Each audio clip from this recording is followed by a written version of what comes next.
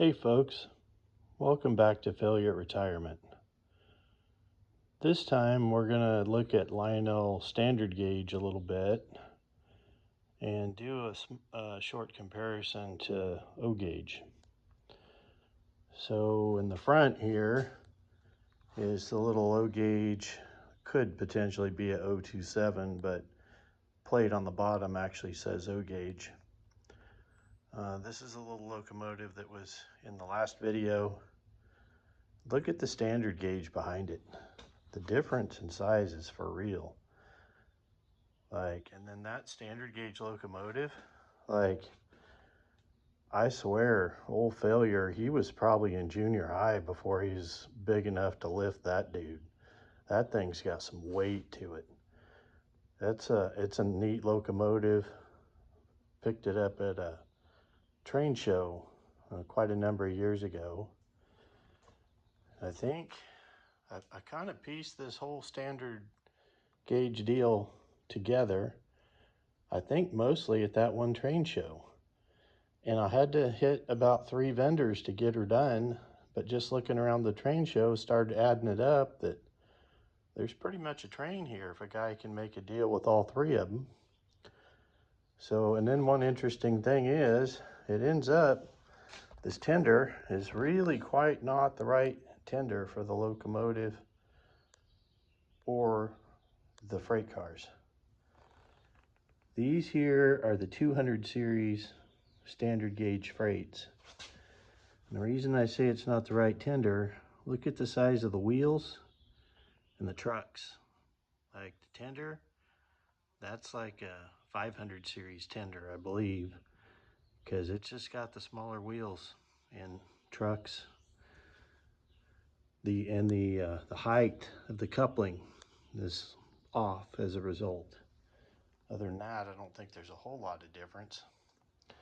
Except I'll go ahead and show you in the back here is the 500 series gondola, and the front is the 200 series. And again, if you look, there's a lot of difference in the size of the wheels, the size of the trucks.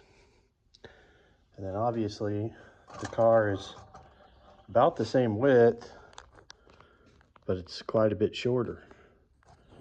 So again, I guess this is another thing Lionel did in the 30s. Depending on how much money you wanted to spend, the guy could go cheap and get the 500 series freight, or go big and get the 200 series freight. Kind of an interesting comparison. A little different marketing, I think, than today. Maybe I'm wrong, I don't know. Anyway, next we got the flat car. Again, the 200 series flat car. And then we go down, we've got the tanker. It's interesting to me how much, even O gauge and standard gauge, the colors are the same, paint scheme pretty much the same. Details are very, very similar. Just the scale's different. Now this one here, it's a beater. It's been soldered on and everything else, but it's another automobile furniture car.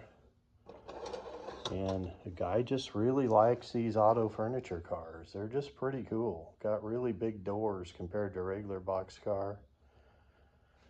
Back in the day, that's actually how they shipped Model Ts, Model As, the early cars. I don't know why I'm going with Ford on this. Anyway, the early cars were shipped a couple cars at a time in a box car like that with a big enough door to get the car in and out. And then finally, this time I'll remember that this is a caboose. So finally we got the 200 series caboose. Goes right along with the rest of them. So as you can see, that's kind of a brief rundown of standard gauge. I also, have the 500 series freight set as well. It's probably not going to get that down. It's actually a nicer set overall.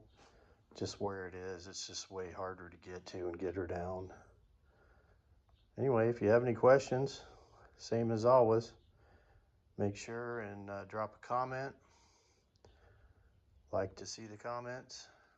Give me a like. Subscribe if you haven't. I'm about to get busy. Farming season is pretty much here for this part of the country. And one of the reasons old failure is a failure at retirement. He's still hanging on, doing a little bit of farming here and there. So my videos may slow up just a little bit. Here in the next few days, guys should be out farming, and try to make some videos of that too. Anyway, thank you for watching. Y'all have a nice day. Thank you.